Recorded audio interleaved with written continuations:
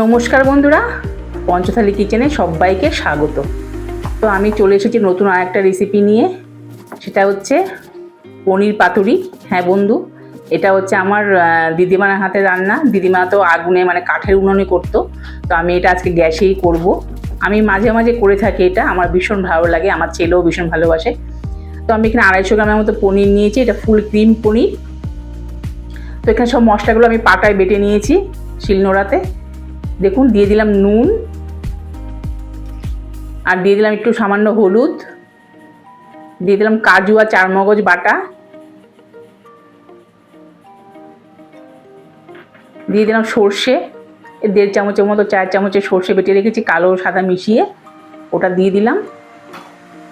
দিয়ে দিলাম কাজু বাটা, কাজু আর পোস্ত,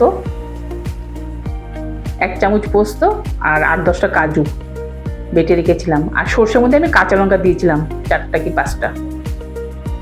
এবার সর্ষের তেল দিয়ে দেবো। এটার মধ্যে সর্ষের তেলই লাগবে, কাঁচা তেল দিলেই ভালো হয়। আমি কাঁচা তেল দিয়ে মেখে নেব সমস্ত উপকরণগুলো ভালো করে আলতো হাতে।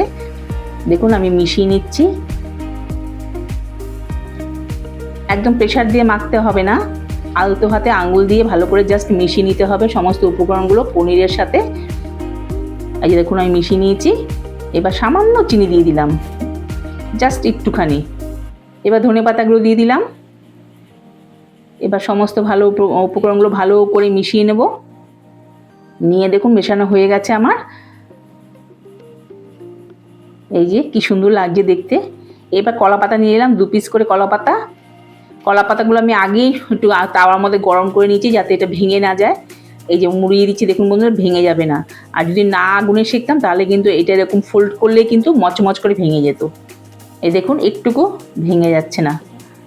এবার আমি সুতো দিয়ে, প্রথমটা আমি সুতো দিয়ে পেঁচিয়েছি, কিন্তু সুতো দিয়ে পেঁচালে দেখলাম যে তাওয়ার মধ্যে যখন দিচ্ছি তখন কিন্তু সুতোটা পুড়ে যাচ্ছে। তো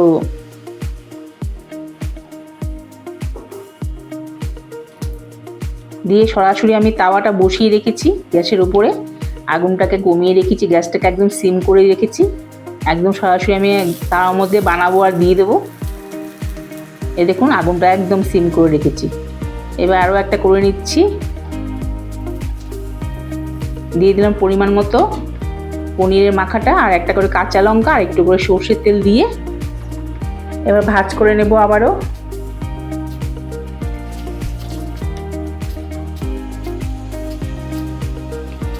এইভাবে একবার করব, অপর দিকে আবার এটাকে উল্টে দেব, তাহলে বেরিয়ে যাবে না। এই দেখুন এবার এদিকে একবার দেব, আবার এই পাশটাকে আবার উল্টে দেব। কলা পাতা এখানে পাওয়া যায় না বন্ধুরা, আমি একজনের বাড়ি থেকে অনেক চেয়ে অনেক কষ্টে এটা টুথপিক দিয়ে আটকে দিয়েছে। কারণ টুথপিক দিয়ে আটকে দিলে কি হবে, অসুবিধা হবে না, খুলবে না। আর আগেরটা আমি সুতো দিয়ে করেছি, সেটা পুড়িয়ে যাচ্ছিলো মানে তাওয়াতে দেওয়ার সঙ্গে সঙ্গে, সেই জন্য এই টুথপিক দিয়ে আমি এইদিকে আর ওইদিকে আটকে দিয়েছি। দেখুন দিয়ে দিলাম এর মধ্যে। এবার উল্টে পাল্টে প্রায় 20 থেকে 25 মিনিট আমি তাওয়ার মধ্যে সেঁকে নেব। আমার হয়ে গেছে দেখুন। এবার গোপালকে আমি ভোগ লাগাবো। একটা প্রথমটা খুলে আমি গোপালকে দিয়ে দেবো। দেখুন দারুণ সুন্দর গন্ধ বেরোচ্ছে, ঘরটা একদম গন্ধে মম করছে। ওয়াও কি সুন্দর লাগছে।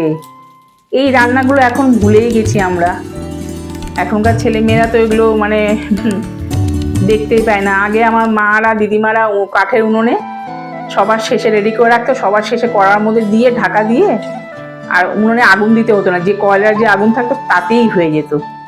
তো এবার গোপালকে আমি গোপালের আমি ভোগ সাজিয়ে নিয়েছি। এবার আমি গোপালকে ভোগ লাগাবো। দেখুন কি সুন্দর হয়েছে, পেছনটা পোড়া পোড়া। পাতুরি এরকমই হয়, একটু পোড়া পোড়া হলে ভালো হয়, টেস্ট হয় খেতে।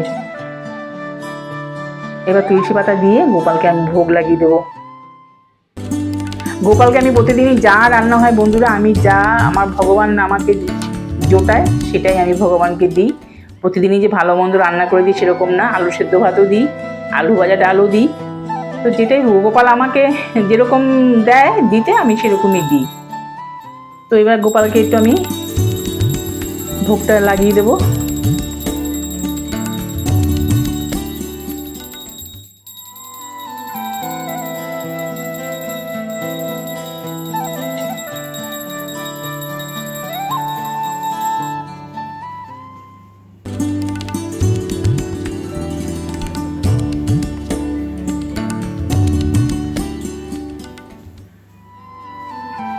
এবার হয়ে গেছে আমার গোপালের ভোগ লাগানো হয়ে গেছে। এবার আমি আমাদের গুলোকে ছাড়িয়ে নেব, নিয়ে ছেলেকে খেতে দেব।